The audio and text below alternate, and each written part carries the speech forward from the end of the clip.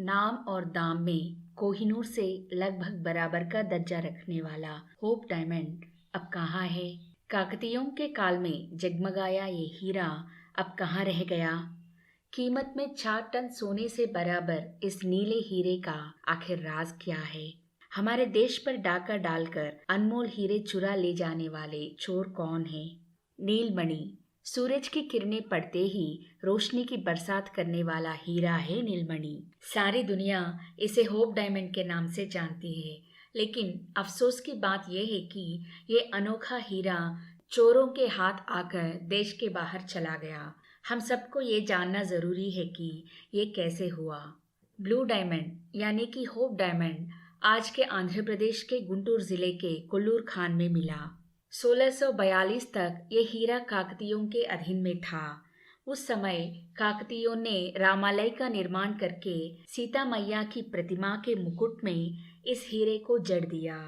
इस मंदिर में जब भी दिया जलाया जाता था, उसकी रोशनी नीलमणि पर पड़कर पूरा मंदिर जगमगाया हुआ करता था।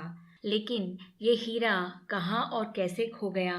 गोलकुंडा के सुल्तानों के जमाने में ये हीरा रामालय से बाहर निकाला गया और हैदराबाद संस्थान में पहुंचा गया। 17वीं शताब्दी में फ्रांस में एक हीरे का व्यापारी था जिसका नाम था जीन बाप्टिस्ट टावर्नियर। ये व्यापारी कम और चोर ज्यादा था।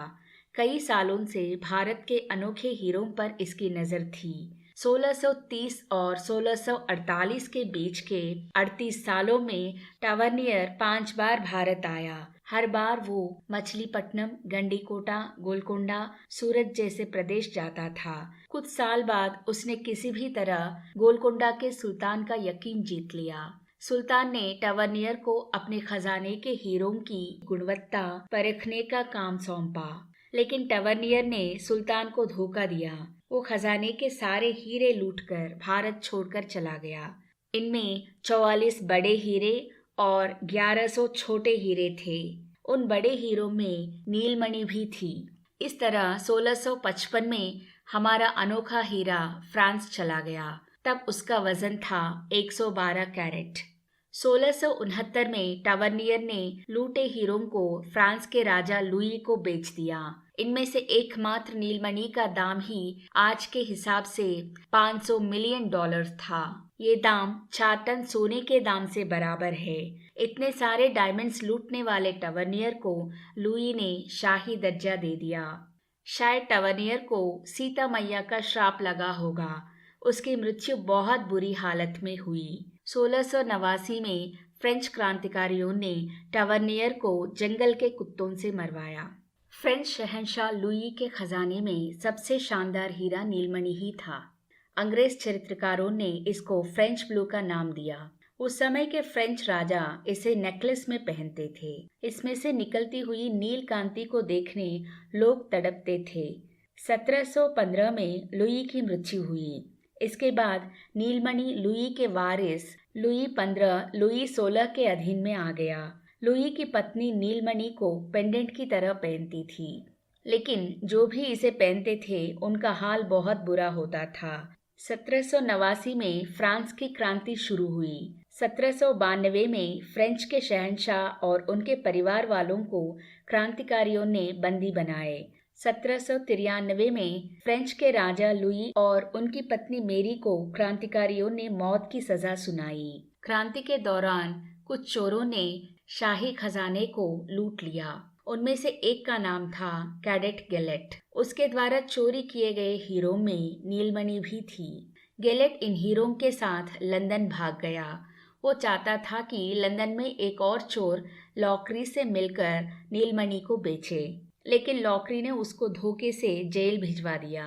1806 में न जाने कैसे ये हीरा ब्रिटेन के राजा रीजेंट जॉर्ज की पत्नी कैरोलीन के हाथ आ गया, लेकिन कुछ समय बाद कैरोलीन की आर्थिक स्थिति बिगड़ गई। उनके पास कोई चारा नहीं था, इसलिए उन्होंने नीलमणि को लंदन के डायमंड व्यापारी डेनियल एलिसन को बेच दिया। लुई के जमाने में ही ये हीरा 2 टुकड़े हो गया। इनमें से पहला टुकड़ा का कुछ पता नहीं चला। दूसरे टुकड़े का वजन 45 कैरेट था। पता नहीं क्यों डेनियल इस हीरे का पीछा छूटना चाहते थे। उन्होंने 1812 में लंदन किंग जॉर्ज IV को इसे तोहफे में दे दिया, लेकिन उनके पास भी ये हीरा ज्यादा देर तक नहीं टिका। 1830 में जॉर्ज की प्रेमिका एलिजाबेथ कनिंघम ने इस हीरे को चुराकर लंदन के संपन्न थॉमस होप को बेच दिया। तब से लेकर बहुत समय तक ये डायमंड होप परिवार के अधीन में ही रहा, इसलिए ये हीरा होप डायमंड के नाम से दुनिया भर में मशहूर हुआ। होप डायमंड की वजह से थॉमस का हाल भी बिगड़ा, उनके परिवार में झगड़े हुए। इस दौरान ही ये हीरा थॉमस होप से उनका छोटा भाई हेनरी फिलिप होप के हाथ में चला गया और कुछ दिन बाद ही फिलिप होप की मृत्यु हो गई। इसके बाद उनके बड़े भाई के बेटों ने हीरे के लिए कोर्ट में दावा किया। 10 साल के मुकदमे के बाद थॉमस होप के परिवार ने केस जीत लिया और होप डायमंड फिर से इनके परिवार में आ गया। 1851 में लंदन में द ग्रेट एग्जीबिशन का आयोजन किया गया। इस नुमाइश में होप डायमंड ही मुख्य आकर्षण रहा। इसके बाद दुनिया के कई एग्जीबिशंस में होप डायमंड ने सबकी होश उड़ाई। 1894 में होप परिवार के वारिस लॉर्ड फ्रांसिस होप की शादी हुई। उनकी पत्नी नीलमणि को आभरण के रूप में पहनती थी। कुछ समय बाद होप परिवार के कारोबार में बहुत बड़ा नुकसान हुआ। फ्रांसिस होप के कर्ज बढ़ गए। 1901 में उन्होंने होप डायमंड को 29,000 पाउंड्स में बेच दिया। आज के हिसाब से ये लगभग 30 लाख पाउंड्स के बराबर है, यानी कि 30 करोड़ रुपए। हालांकि ये दाम बहुत कम था। इसे खरीदने वाले थे एडोल्फ व्हील। न जाने क्या मुसीबत आ पड़ी, उन्होंने इस हीरे को 1902 में न्यूयॉर्क के हीरों के व्यापारी साइमन फ्रैंकल को 50,000 पाउंड्स में बेच दिया, यानी कि लगभग दुगना दाम। इस तरह एक शताब्दी तक ब्रिटेन में रहा होप डायमंड अमेरिका पहुंच गया। इसे खरीदने के बाद साइमन की मुसीबतें बढ़ गई। तब तक अव्वल दर्जे पर रहे उनके सारे कारोबार नुकसान में डूब गए। जब साइमन को लगा कि इस बदनसीबी की वजह होप डायमंड ही थी, तो उन्होंने उसे टर्की के सुल्तान अब्दुल हमीद को 4 लाख फ्रैंक्स में बेच दिया। इसे खरीदने के कुछ समय बाद अब्दुल की हुकूमत ही मुसीबत में पड़ गई। इससे छुटकारा पाने के लिए सुल्तान ने पेरिस के एक हीरों के व्यापारी को बिना मुनाफा ही बेच दिया। वो व्यापारी इस हीरे की बदनसीबी की कहानियां जानता था, इसलिए उसने कार्टर नामक एक दूसरे व्यापारी को 5.5 लाख फ्रैंक्स में इस हीरे को बेचकर मुनाफा कमाया, साथ ही साथ बदनसीबी से बच गया। कार्टर भी इसकी कहानियां जानता था, इसलिए 1911 में इसे मैकलीन दंपति को $3 लाख में बेच दिया। मैकलीन की पत्नी होप डायमंड को एक प्लैटिनम जेवर में जड़कर पहनती थी। सिर्फ इस हीरे के लिए ही स्पेशल सिक्योरिटी व्हीकल का इंतजाम किया गया, जिस पर उस जमाने में काफी चर्चा हुई। 1947 में मैकलीन और उनकी पत्नी गुजर गए। उनके कर्ज चुकाने के लिए मैकलीन के परिवार वालों ने हैरी विंस्टन नामक हीरों के व्यापारी को होप डायमंड बेच दिया। तब से लेकर 10 साल तक ये हीरा कई नुमाइशों को जगमगाया।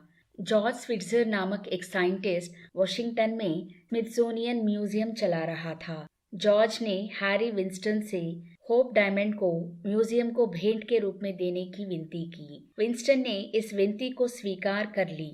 इस तरह गुंटूर में पैदा होकर सारी दुनिया का सैर करके नीलमणि आखिरकार वॉशिंगटन म्यूजियम पहुंच गई। कई राजाओं के खजाने में राज करने वाले होप डायमंड की आखिरी मंजिल कुछ अच्छी नहीं रही, क्योंकि हैरी विंस्टन ने होप डायमंड को एक कागज में लपेटकर एक बक्से में रखकर म्यूजियम को सौंप दिया। इससे पहले इस डायमंड को $250 मिलियन के लिए इंश्योर किया गया। तब से लेकर हमारी नीलमणि स्विट्जोनियन म्यूजियम में ही रह गई। ताजुब की बात यह है कि इसके आने से पहले इस म्यूजियम में कुछ खास चीजें नहीं थी, लेकिन इसके आने के बाद कई अनोखी चीजें यहाँ आती रही। ये है होप डायमंड की शक्ति। 1655 में टावर्नियर के हाथ में आया हमारा अनोखा हीरा, जिसके पास भी गया उसको नाखुश और बेचैन करती रही। किसी की मृत्यु हो गई तो किसी की जायदाद खो गई।